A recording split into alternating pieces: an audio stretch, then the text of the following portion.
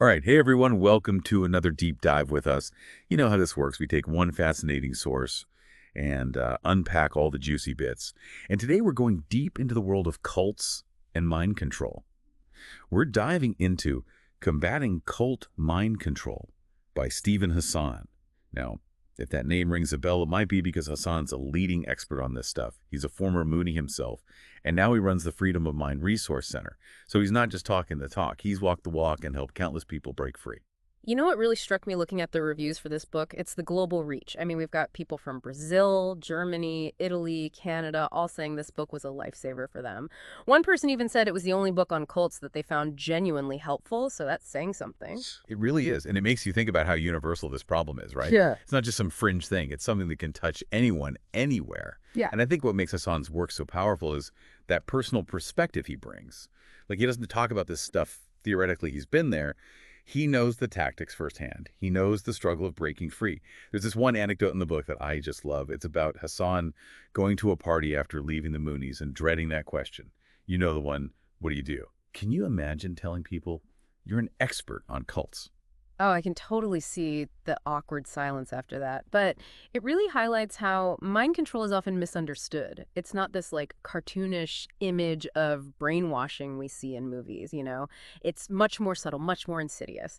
In fact, Hassan makes a clear distinction between mind control and brainwashing. He says brainwashing is usually forceful, like what you'd see in prisoner of war situations. But mind control is different. It exists on a spectrum, and it uses a whole range of techniques to slowly influence how people think, feel, and act. It's kind of scary to think how these tactics can be used in so many different contexts, not just what we traditionally think of as cults, right? Absolutely. And Hassan dives into that by looking at some pretty high-profile cases, like Patty Hearst, the heiress who was kidnapped by that radical group, the Symbionese Liberation Army.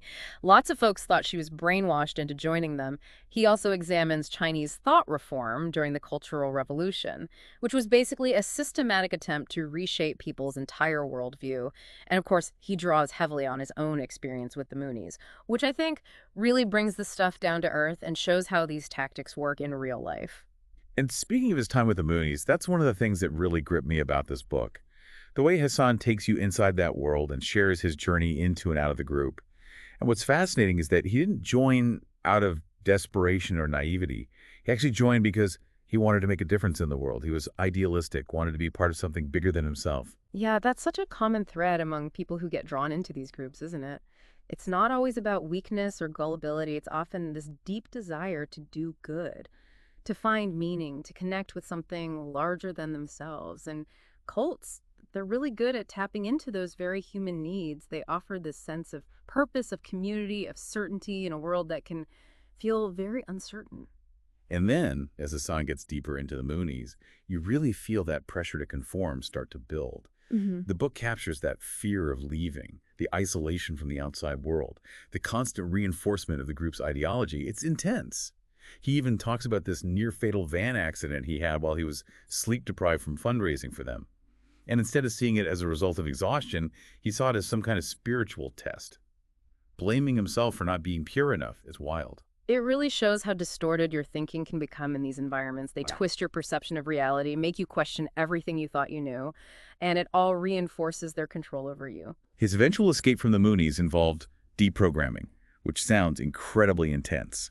He describes it as this sudden snapping out of the cult mindset, almost like waking up from a nightmare. That moment of clarity must be both liberating and terrifying, right? Like suddenly realizing that everything you believed in was a carefully constructed illusion. Absolutely. And that's where Hassan's expertise really shines through. He doesn't just tell his story. He helps us understand the mechanisms behind it, the tactics that are used to control and manipulate people. And he introduces this framework called the BITE model, right? Exactly. The BITE model stands for behavior, information, thought, and emotional control. It's this really powerful tool for recognizing and understanding the many ways cults exert influence. It's not just about physical force or threats. It's about these subtle, often psychological tactics that can be incredibly effective. So before we dive into the nitty-gritty of the BITE model, which we'll do in part 2, I want to take a moment to acknowledge our listeners. If you're tuning into a deep dive about cults, chances are you've encountered this topic somewhere before, maybe in a documentary, maybe even in your own life. And you're probably curious about how these groups operate, how they attract people, and what makes them so dangerous. And you're in the right place, because combating cult mind control really tackles those questions head on. It's not just theory, it's a practical guide filled with real-life examples and actionable insights. Exactly. And even if you're not worried about joining a cult, understanding the bite model can help you spot manipulative tactics in everyday life. Mm. I mean, think about it. We're all bombarded with subtle forms of influence all the time, from advertising to social media to even our personal relationships. So this deep dive is really about getting you the tools to identify and resist undue influence wherever it pops up. So stay tuned for part 2, where we unpack the bite model and explore how it can help you navigate a world full of persuasive messages. See you there. All right, welcome back to our deep dive into Stephen Hassan's Combating Cult Mind Control. So last time we talked about mind control in general and Hassan's own experience with the Moonies. And now it's time to give you some tools to understand and resist those tactics, starting with that bite model we mentioned. Yeah, the bite model sounds kind of complex, though. Is it something anyone can grasp, even if you're not a psychologist? Absolutely. That's what's so great about Hassan's writing. He breaks down this complex stuff in a way that's really clear and accessible. So remember, BITE stands for behavior, information, thought, and emotional control. And it's all about recognizing the patterns of manipulation that cults and other groups use. Okay, so let's break it down one by one. What does behavior control actually look like in practice? Well, think about the stereotypical image of a cult, right? Strict rules, regimented schedules, maybe even weird rituals.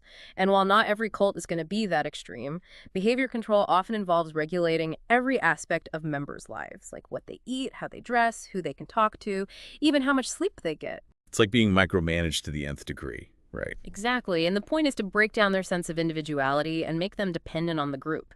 The more control the group has over your actions, the less likely you are to question their authority. Gotcha. So that's behavior control. What about information control? This one's all about manipulating access to information.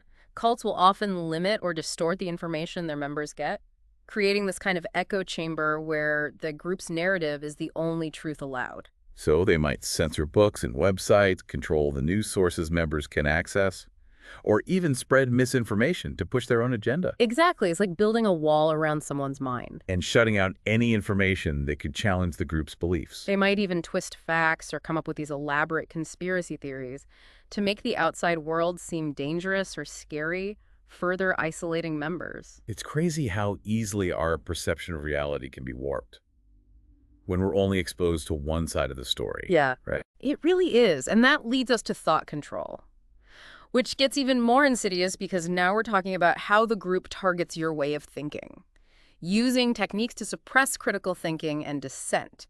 Can you give us some examples of how that plays out? It sounds a bit abstract. Sure. They might use what's called loaded language, where certain words or phrases have very specific emotionally charged meanings within the group. This can create an us versus them mentality and make it hard for members to speak up if they disagree. So it's like creating this whole new vocabulary designed to reinforce the group's ideology. Exactly. And they might also promote black and white thinking, where everything is either good or bad, right or wrong, with no room for nuance.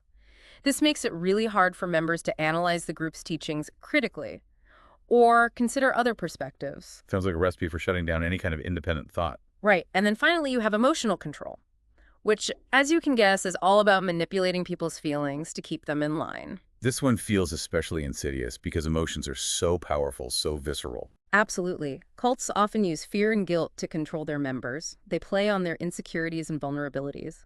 They might also manipulate feelings of shame, making members feel like they need the group's approval to be worthy.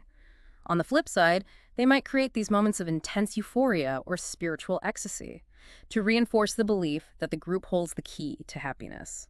So it's like they're putting you on this emotional roller coaster, keeping you off balance and dependent on them for stability. Exactly. And the thing is, these techniques aren't always obvious or aggressive. They can be really subtle, sometimes even disguised as love or concern. That's why the BITE model is so helpful. It helps you see through the surface and recognize the underlying patterns of manipulation. So the BITE model is a great way to understand how these groups work. But it also feels super relevant to everyday life, too. I mean, we're all bombarded with persuasive messages constantly, from ads to social media to even just people around us. You're absolutely right, and that's one of the things I appreciate about combating cult mind control. Hassan doesn't just focus on the extreme cases.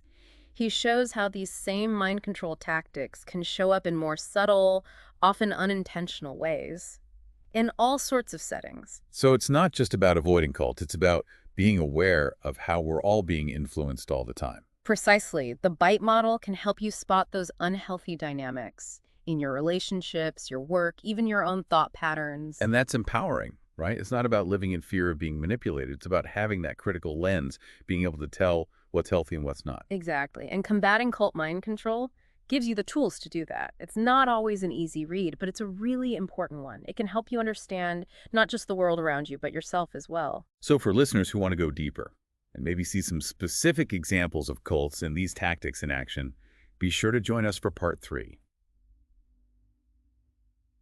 Welcome back to the final part of our deep dive into combating cult mind control. We've covered so much ground, from Hassan's personal experience to that bite model.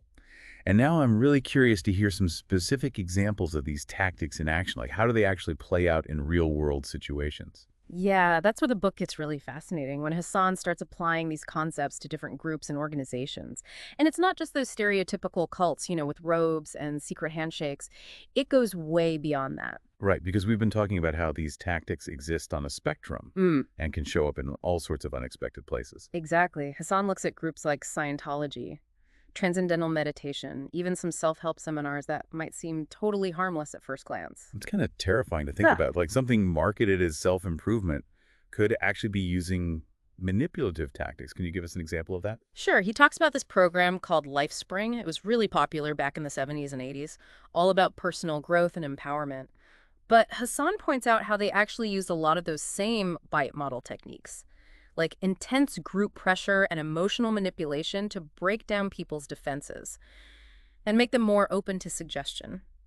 They also used love bombing, which is basically showering people with praise and affection to create this feeling of euphoria and belonging, which ultimately made them more dependent on the group. So even positive emotions can be used as a way to control people. It makes you wonder what other subtle forms of control we might be missing in our own lives. It's a really important question to ask, and that's one of the most valuable things about this book. It's not just about avoiding cults, it's about developing this awareness of manipulation and undue influence in all its forms. And of course, he talks a lot about his own experience with the Moonies, right? Yeah, and those firsthand accounts are so powerful. He describes that intense indoctrination, the constant pressure to conform, the way they twisted information and warped his sense of reality.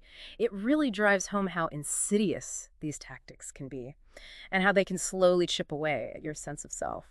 And it shows that anyone can be vulnerable to this kind of manipulation. It doesn't matter how smart you are or what your background is. Hassan was a bright, idealistic college student when he got involved. Exactly. It reminds us that these groups often target people who are searching for something, meaning purpose, connection, things we all want, and they're really good at exploiting those very human desires. So what can we do to protect ourselves? Besides knowing about the bite model, are there any practical steps we can take? Well, Hassan stresses the importance of doing your research before joining any group. Don't just take their word for it or rely on testimonials from current members. Talk to people who have left the group. Read independent reviews. Get a sense of their culture and practices from different sources. He even gives you a list of questions to ask yourself to help you evaluate a group and see if there are any red flags. That's really helpful, like having a checklist to run through before making any commitments. So as we wrap up this deep dive into combating cult mind control, what would you say are the most important takeaways for our listeners? I think the biggest one is that mind control is real, and it's more common than we might think. It's not just about fringe groups, it's about the misuse of power and influence in any setting. Second, anyone can be vulnerable to these tactics, especially when we're looking for something to believe in or someone to follow. And finally, knowledge is power. By understanding how mind control works, we can make more informed choices and protect ourselves from undue influence. I think that's a great place to leave it. Combating Cult Mind Control is a heavy book, but it's ultimately a hopeful one. It gives us the tools to navigate a world where manipulation is becoming more and more sophisticated. Absolutely. And if you're interested in learning more, be sure to check out the book. We've got a link in the description below. Thanks for joining us on this deep dive. Stay curious, stay critical, and we'll see you next time.